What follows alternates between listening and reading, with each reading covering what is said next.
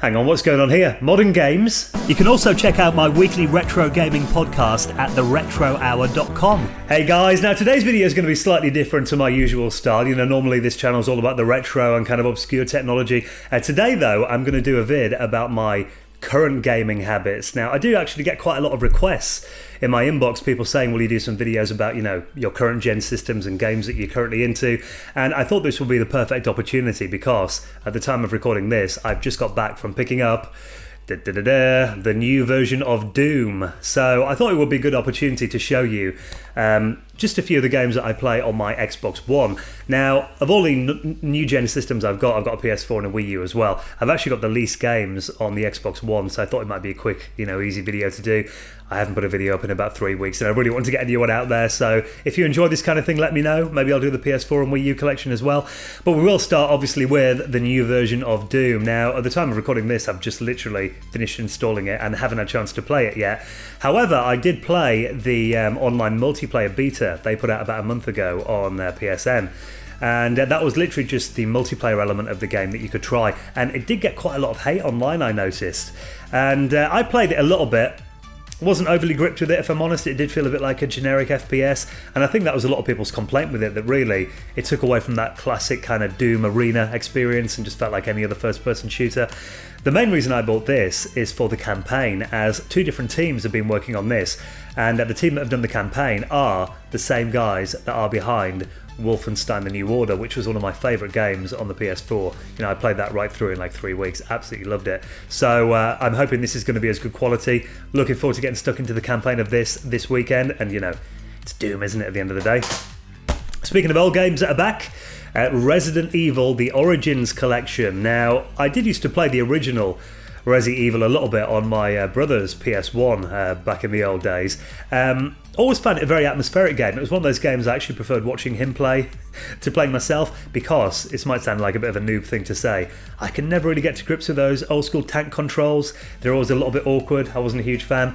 However, in this, it gives you the option of either having, you know, those traditional PS1 tank controls, or you can map it to the analog sticks on the modern Xbox One controller, which I find a lot easier to play it that way.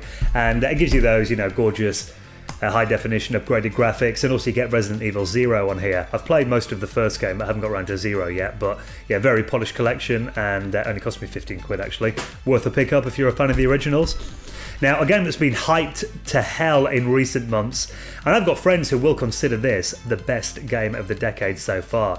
I've got buddies that have spent like, you know, 200 hours on this game and absolutely love it. I might get a bit of hate here. I'll be honest, I'm not really all that taken by Tom Clancy's The Division. Now, I will be honest here, I haven't put a load of time into this game. Maybe played it around 4 or 5 hours, which probably isn't enough time to really get a proper overview of what the game's like. Even after just playing it for a few hours though, I've already kind of found the game a bit repetitive. I kind of find myself getting a bit bored of it, like I'm doing the same thing over and over. But like I said, I have got friends that, you know, are absolutely in love with this game and keep going on about how amazing it is. So probably I need to revisit it and spend a bit more time with it. But like I said, I kind of lost interest after the first few hours of it. But have you got The Division? Let me know. What are your thoughts? Is there anything I'm not doing right? Anything I should be looking out for? Have you found the same, maybe? Another game that I absolutely love on the Xbox One, and, you know, I've always been a huge fan of racing games, even going back to like Outrun and Lotus on the Amiga back in the old days. Forza Horizon 2. Now, for me, this is just pure, unadulterated arcade racing fun. You know, it's a game that on a day like today, the sun's shining, I can open the balcony windows here, get a nice cool beer on the go, get the soundtrack on this game, which is like pumping dance music, get that turned up. The graphics are gorgeous, and even the campaign kind of mode in this game, you visit like, you know, beach raves and music festivals and all that kind of thing. The cars are, you know, really fast. It's a high adrenaline arcade race for at the end of the day, and loads of fun. Highly recommend that you pick that up if you're a racing game fan. Another classic collection, the Rare Replay compilation with 30 classic Rare games on here. Stuff like Cameo, Elements of Power, Lunar Jetman, you got Perfect Dark Zero. If you're a fan of the old Rare games, this is actually just a key to unlock the games from the Xbox Live Arcade, and they're actually all Xbox 360 games by the looks of it. So when you put the Blu-ray in your drive, literally all it does is just downloads them all off the Xbox Live Arcade, and it runs them in the Xbox 360 emulator that comes with the Xbox One, so it is a bit of a cheap kind of compilation to put out physically, as I'm not sure there's much more on the Blu-ray than just, a key to download them, but if you love Rare, you'll definitely want to pick up this compilation. And actually, on my podcast that I do every week, go to theretrohour.com. This weekend, we've actually got David Doak of Rare fame on our podcast for a 40-minute interview. He talks all about the days at Rare and kind of their downfall, and also, developing stuff like GoldenEye and the N64. Really nice guy, so if you're interested in Rare, give it a listen this weekend. It's up now. Another classic franchise that I still absolutely love is Mortal Kombat. Mortal Kombat X, or XL, they've upgraded it to recently, which is a fantastic game. Loads and loads of fun. You got a lot of your, classic Mortal Kombat characters in here too. I generally play this game with a friend or my brother. We go online and just have, two-player fights, really, like you would back in the day. I used to play the original Mortal Kombat at the seaside when I was a kid, and Pontins and Butlins during the school holidays, and it is just every bit as fun as it used to be. Obviously, graphics on this are brilliant, and stuff like the fatalities are as hilarious as ever. The only slightly annoying bit about Mortal Kombat X or XL is that they really push DLC in your face. I know a lot of modern games do that, but this kind of gets to the stage where it's getting a bit annoying actually. Every time you put the game in or click on anything, you're getting things pop up and they're trying to sell you something, so towing a fine line there. They want to watch that out because it is a bit annoying actually. Another Forza game, Forza 6 Motorsport. Now this is a bit more of a simulation, kind of classic Forza game than Horizons, but it's not quite as much fun, I wouldn't say, personally, but the car selection is great, and if you're a bit more into your serious racing games, you'll enjoy this game. It's Forza at the end of the day. Great franchise, and exclusive to the Xbox, obviously, I think, at the moment. Or is it coming out on the PC, maybe? I don't know.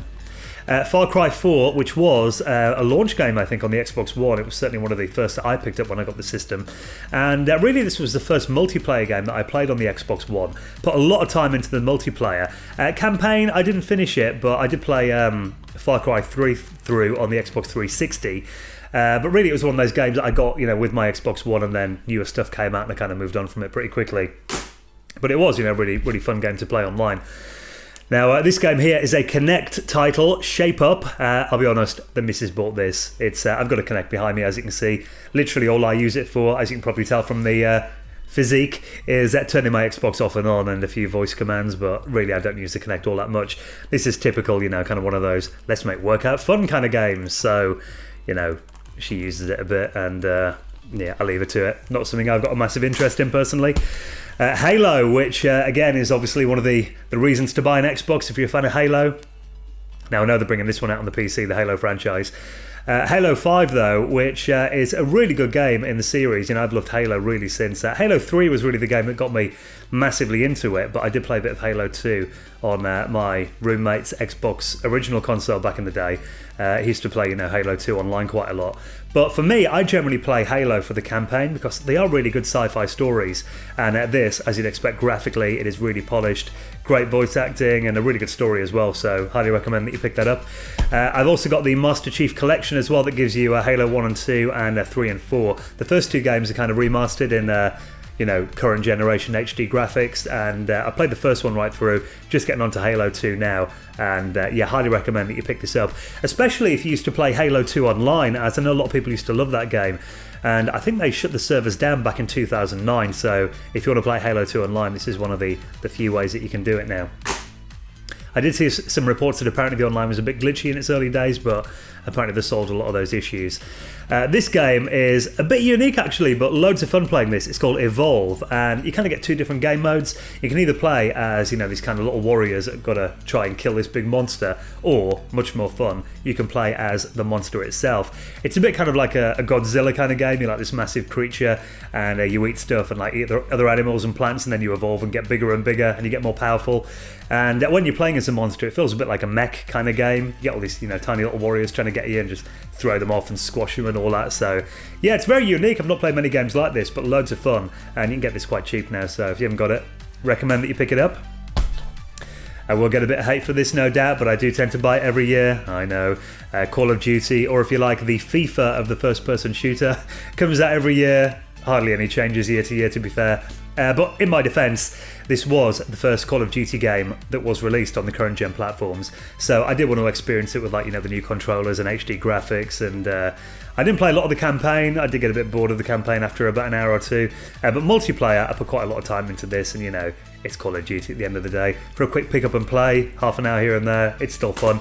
However, Black Ops 3 is actually the better game if you want to play a Call of Duty game on the modern platforms. My all-time favourite COD game is still the original Modern Warfare, Call of Duty 4, which they are doing a remastered HD upgrade of that game for the Xbox One and the PS4. The only thing is, I was reading the other day that you've got to buy the next Call of Duty game and one of, like, the top-end premium editions that are going to cost about 70 quid to get hold of the remastered Call of Duty 4, which is a bit sneaky Activision, trying to get their sales numbers up, but I'll probably do it annoyingly. Every year I'm like, I'm not going to buy COD this year. Then my friends end up getting it in November, and, you know, I end up succumbing to it and paying for it every year. Annoying. This, though, is probably the game I've spent most time with on the Xbox One to date.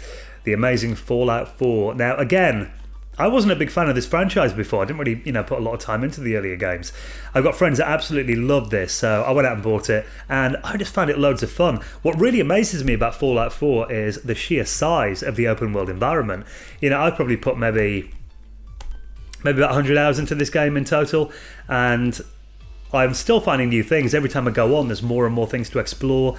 It never seems to get repetitive. There are always, like, new characters and new things that you find to do in it. So just from a sheer, you know, exploring this massive open world perspective, loads of fun. And the price on this has gone down quite a bit recently. It's, you know, must be knocking on for about half a year old now. So if you haven't got it in your collection, highly recommend it. So I have got some digital only games as well, but I thought that would be, you know, just a nice quick overview of my physical game collection for the Xbox One. If you want to see more of this kind of stuff, let me know. Leave a comment in the video comments box below. Thanks for watching, guys, and I'll see you in the next vid.